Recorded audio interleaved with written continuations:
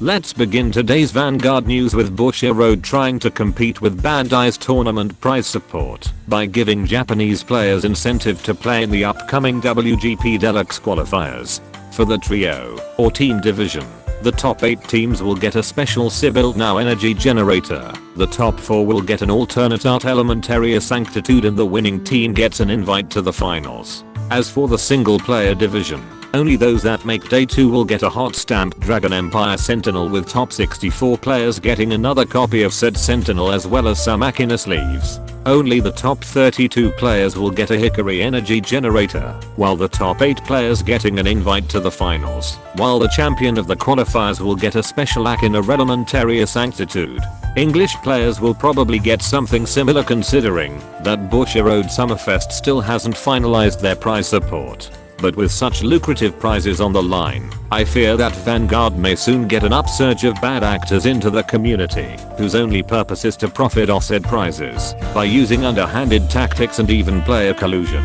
The amount of horror stories from the Bandai card game community will validate my fear. Attending WGP events will let you buy these limited edition Fated and Destined 1 sleeves for the weebs who are into roleplay. Due to now, and Erica barely showed off any new cards in last week's episode, Bushiroad decided to throw in some of their new experimental Dragon Empire cards along with Vaga's new supports in DZBT08. Wondrous Melodies is a normal order card that can only be played by paying 2 energy to call up to 1 Nymph card from the top 5 cards of your deck.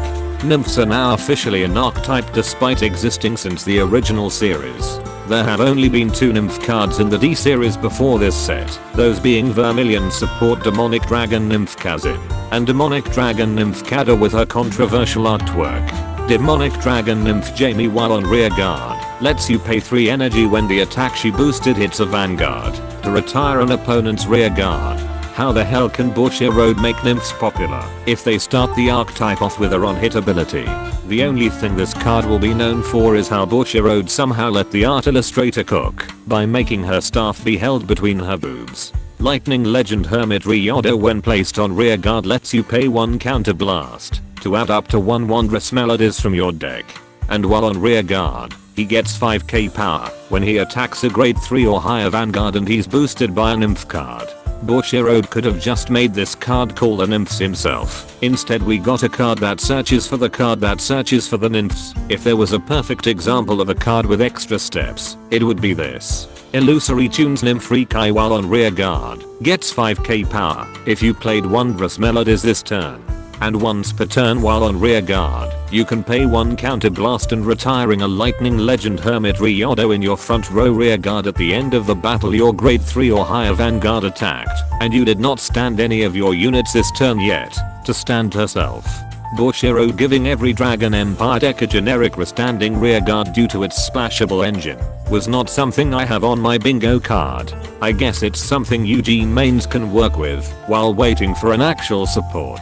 Spinning Shot Dragon, while on the back row rear guard during your turn, cannot be retired by card effects and gets 5k power if your Vanguard is in Malwimp state and your back row doesn't have another rear guard with the same name as this card. This is just a shittier version of Storm Slasher Dragon. Enough said. Finally, Eluding Dragon, while on rear guard or the Guardian Circle, gets 10k power and shields if you have a grade 3 or higher Vaga Vanguard. And when it's retired from rear guard by your grade 3 or higher Vaga Vanguard's ability, you can pay 1 Soul Blast to add itself back to your hand. This would have been amazing in Vaga if it came out 4 sets ago. And for once Vaga takes a page from Lyrical Monasteria and has a way to bounce this card back to their hand so they don't get fucking punished. And that concludes this Vanguard news without the bullshit. Special thanks to my Patreon members for continuing to support my content creation. Be sure to subscribe and let me know in the comments if our tournament prize cards have invited some unwanted guest in our community.